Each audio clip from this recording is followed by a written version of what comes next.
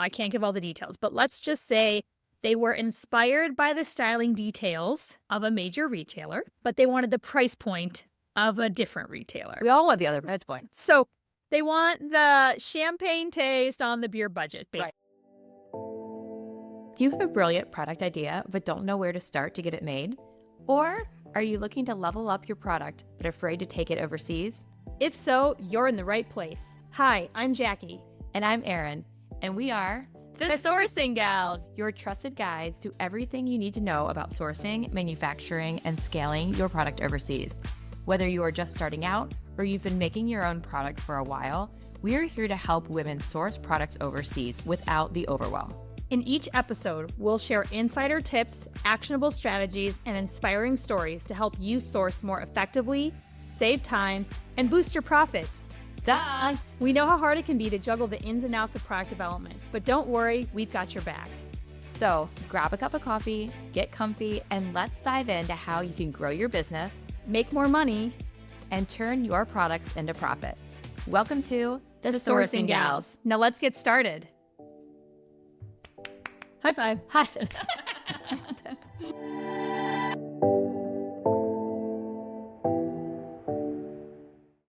Welcome back to another episode of The Sourcing Gals. We're back again for Yeah. episode number 2. Did it. We liked it enough one time, we decided to do it another. Why not? Let's keep it going. The topic today is something that I think kind of brings us back to square one, explaining why we're here and what we're doing, which is what is sourcing? Yes. An important question is it's in our names. We're calling ourselves the Sourcing Gals, and we want to explain what that means and the various facets of sourcing that are available to anyone who wants to develop a product, how they can help or hinder your business, and really just the massive amounts of breadth and opportunity within that singular word. Yes. And sourcing kind of sounds like sorcery. Sorcery. Would you say that they're kindred spirits there? They are. You know, when I can't remember what company I was at, and the merchants, I wasn't a merchant, I was in sourcing, and the merchants would call me their sorcerer. Yeah. They'd be like, oh, our sorcerer is coming, because honestly, we just make things happen. You do. It's kind of magic. Like product development, sourcing, it is kind of magic. So, And I like magic. yeah, definitely. Fun side note, when I was a chemist, I used to I would have a hard time sometimes going to work because it was so boring. I worked in a lab like by myself, Oh. not another soul. Oh, And I had to think of it as like potions class in Harry Potter to make it entertaining for myself. I still cannot believe that was like a job you did. It's just mind-blowing. Yeah. But So my sister would be like, are you going to potions class today? I'm like, I am. And they pay me. It's my 9 to 5. so fun. So fun. But anyway, sourcing. Yes, we are sorcerers, kind of. We make a lot of things happen. But I think sourcing, if you're not in the product industry, you would just think of it as like finding something. You know, if you're redoing your living room, you'd be like, oh, I have to go source some chairs. Yes. Yes. So, but finding something in this world takes on a whole new meaning because you're finding a billion things. You're finding a factory. Yes. You're finding materials. Yep. You're finding the right supply chain. Yes. There are so many things. The trims that go in it, Trims. the packaging of how it's going to arrive to Packaging. you. Oh, so many ideas. So yeah, agree, start to finish. And there's lots of ways to approach it with that, right? There's all these things to source, and then there's all these different levels and ways to get there. So I think it might be good for us to talk about, maybe we start with the scrappier ways of sourcing. Scrappy. I'm a scrappy girl. I see a lot of value in hacking your way, I'll say, through sourcing and manufacturing. So a lot of this will depend on your product, right?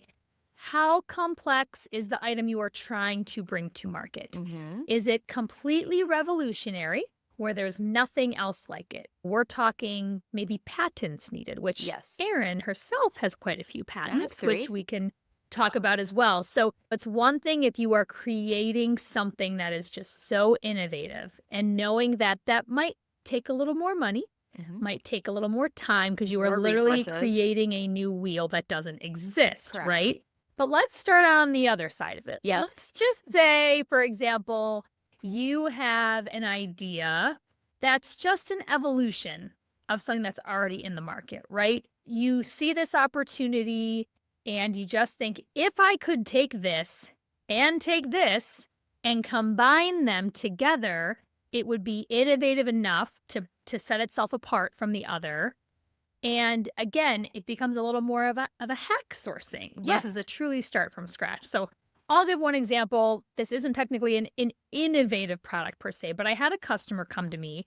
They were looking to do an online item drop. It was very specific, so I can't give all the details. But let's just say they were inspired by the styling details of a major retailer, but they wanted the price point of a different retailer. We all want the other price point. So they want the champagne taste on the beer budget, basically, right? What was so revolutionary is what they were putting on the shirt. And I think, so this is apparel. Yes, this is apparel. What they were going to do is put something unique on the shirt, but they wanted the apparel itself to be trendier than what they could find at market. Yeah. So I'm just going to interject. Drill down into that. At market, you mean if you were to go to a wholesaler and buy a t-shirt, they may not have the exact fit, size, colors, anything that you want. So you have to make your own t-shirt. And they had enough quantity that they needed that going overseas made sense in this capacity, right? So they wanted to buy 1,000 units of this. So I said, okay, sizable. Got it.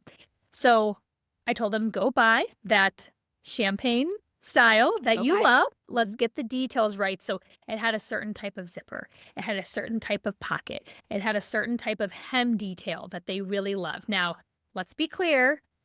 We weren't going to exactly copy it because we want to be sure that we're not infringing on things. But I'll tell you, in the fashion world, for the most part, it is very hard to patent a design style. Yes. So once you make a t-shirt, it's a very hard thing to patent something unless it's really innovative, really unique. So for the most part, we say give it like a 10 to 15% tweak and you're pretty good. So take facets of it. Yes, we took components of this higher end style and we actually bought the fabric from a lower end style, right? Because we knew the price point the person wanted to be at. We knew where we had to be somewhere kind of in the middle there. So we bought two things from the market. We literally went online and shopped, had them shipped to us.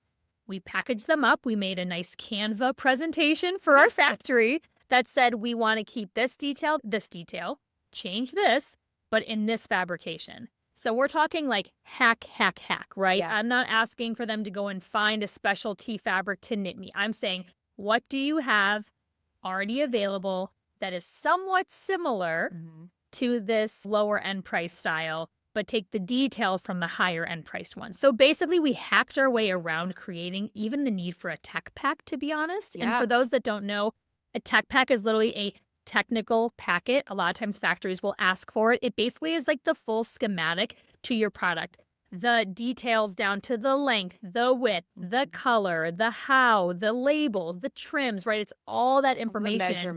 The measurements. So we were able to kind of hack around it because, to be honest, the style we found in market, the fit was pretty awesome.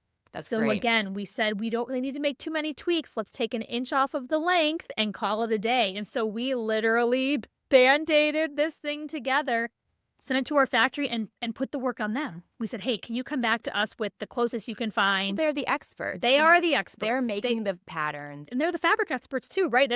They are a fleece manufacturer. So that is what they do, right? So we were looking at sweatshirts. We gave them 2 weeks and what we got back was literally magic. Like, again, we have sourced a great factory that we knew was capable of doing what we needed to do. We just needed to get it to a better price point. We needed to get it to a couple more details that were aligned with the customer's brand DNA. And what came back was approved on the first sample. Now, don't get used to this. Not always the case. But I will tell you, sometimes when you align with a great factory and you give really clear direction and they understand what you're trying to do, magic can happen. So all the things that we mentioned earlier, the thread, the labels, the trim, any of those things, the factory then sourced on your behalf. Yep.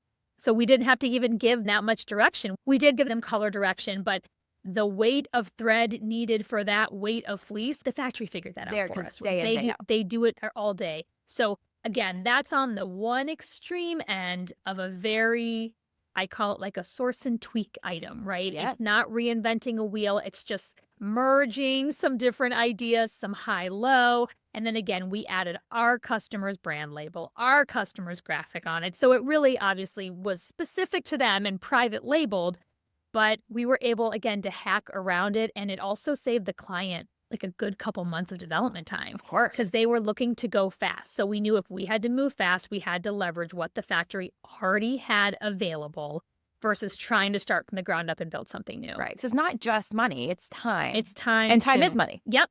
Both ways. Both ways. The other end of the spectrum, I've done a lot with my patent work and with some of the more intricate brands and details I've worked with, which is interesting to just share as a juxtaposition of the shirt. But my last company, a jewelry company, used to source and tweak all the time.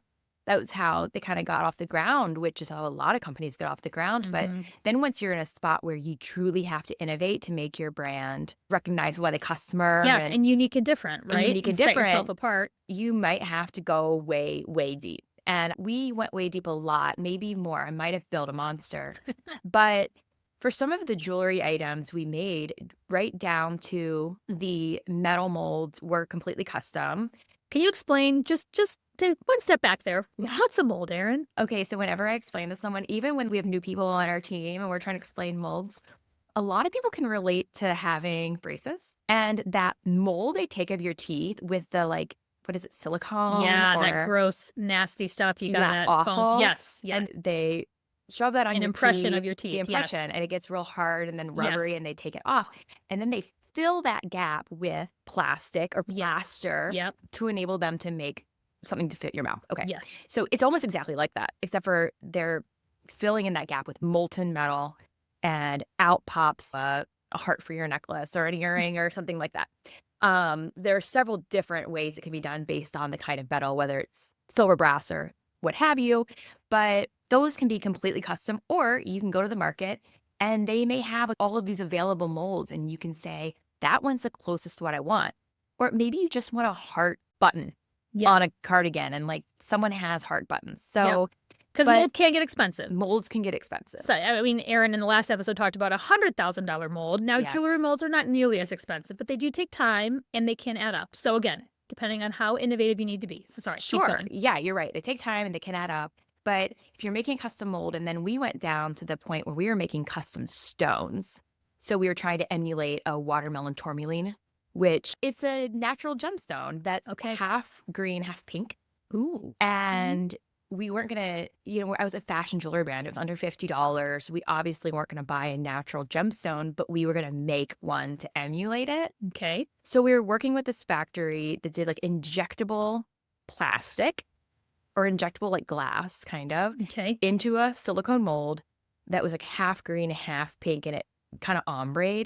So we were custom making the shape of the stone, the colorization of the stone, the shape of the setting the stones was going to be in, top to bottom. It was completely custom. Wow.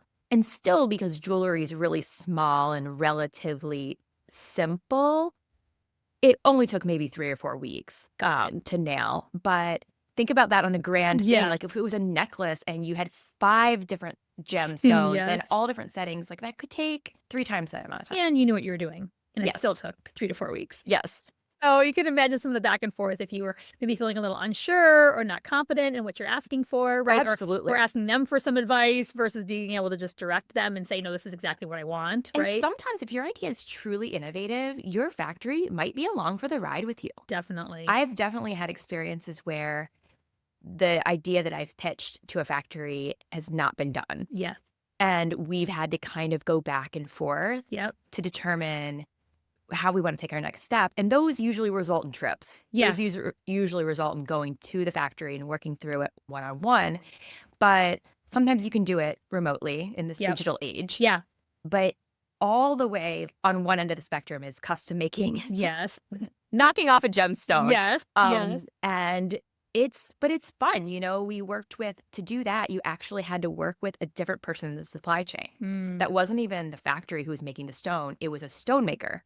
Wow. And then you had the mold maker, and the mold maker and the stone maker had to make sure they were on the same page, because if the stone didn't fit in the prongs of the mold. So a lot of things to consider. But of course, the vendor, the main factory, was there to guide and provide their resources, which, similar to how you explained with the sweatshirt, the factory was able to give recommendations for the threads. And I think that is important for folks to know at this juncture is that whatever your idea is, how unique or how scrappy, there's something out there for you. For sure. And a lot of it's going to fall in the middle, right? We gave you two extreme examples, one of really hacking your way around things and the other being truly bottoms up, right? So I think knowing that there's something in between, you know, is where a lot of new products will land. But understanding that, knowing the right questions to ask, right? I know sometimes that could be the intimidating part. So just know that these factories are there to be your partner. You know, ask if you don't understand. That's okay. And also push if you're not agreeing. I'll tell you, we just recently sent a factory who we work with very, very frequently for, they do shopping totes for us. We do a lot of graphic shopping totes for customers. So think like when you go to the checkout line at TJ Maxx and you have those reusable bags, right? So our client created a design and we sent it over and they said, this is not, you're not able to execute this. And it took us a good 3 or 4 emails, which means days, right? You're talking China. So when you send an email to China, that's our nights, their day. So you lose a couple days going back and forth. But the way in which the bag had to be sewn in the order of operations with the print, some things had to adjust. And so we let the factory know you have the liberty to change the art to make it work with your order of operations. So what started off as a complete no from the factory, with a little bit more probing, a little more pushing, they realized, oh, we can't do this exact art in this exact placement on this exact bag. But if one component could ship, there was some flexibility to it. Now we got the great bag the client wanted it, and there's barely even a difference to the customer, to be honest. So sometimes that you might get a no back, and it's okay. Like if they're literally looking at it black and white, sometimes you might have to get a little creative, try to find another approach to it, right? So those are all the nuances that you can find within just one item in and of itself. So as we talk about sourcing and why all this back and forth, right? It's really to be able to get you to a custom product that fits for your business and also where your business might be at that time. That might change. It might start as a hack and you build enough brand loyalty and all of a sudden now you need to have something that much more custom, right? Or if the money, the financial piece, you're more concerned about the time and the speed in which you want to get to market, you might be on one end of the spectrum. But if it's really about customization, if it's really about innovating and having something so different and so unique, then just know you might be in for a little bit more of a time and money investment, correct? And quantity. We didn't and talk quantity. About we have not quantity talked yet. about quantity. That's a good call. But let's say you have something that is just wildly unique. It needs a patent. It needs all new molds. Yep. You can't do all of those things and then make 2 pieces. Correct. Or make 50 pieces. I mean, they'd be really expensive, but you could. Yeah, it's not going to be very sustainable, most likely. Not going to be very sustainable. And so a lot of people, I think when they're starting out, find themselves in between all of those facets, the cost, the quantity, and nailing their idea.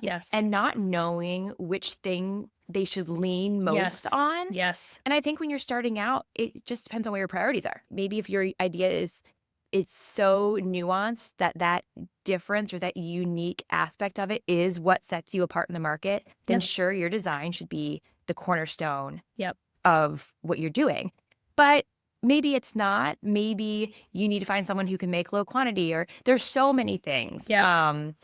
We used the example earlier of lasagna. It makes sense because lasagna has so many different pieces and parts, right? You got meat, you got cheese, you got sauce, you got noodles. Some people put vegetables in theirs. I don't. Don't go there. We'll keep the salad on the side. Jackie is Italian, so on the side. Yeah. But you can go over on one end and order a banquet lasagna. You can go on the other end and like make your own pasta, make your own marinara sauce, grow your own tomatoes.